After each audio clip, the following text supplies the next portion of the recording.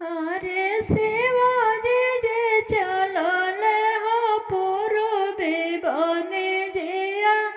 हानि गैले बजर के माण अरे केनिया से आने लेकेनिया से बरख खोली गैले बजर के माण अरे बरहु बरिस पर शिवजी लौटल कैसे खोलल बाजार के माण अरे पूर्व से आने अइले पश्चिम से बरख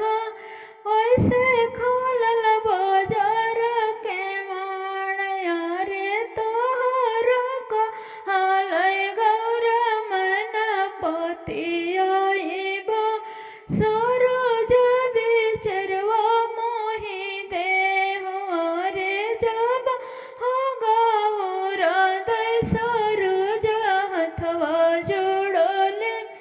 सरोज छपित्र होई जसुआरे इहा बिचरवै गौर मन पति आइबो गंगा जी बिचरवा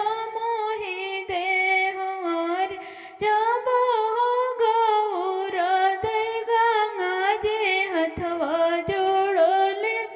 गंगा जी पारेले बलुआ रे तयारे हो के रे अवय गौर मन पति आइबो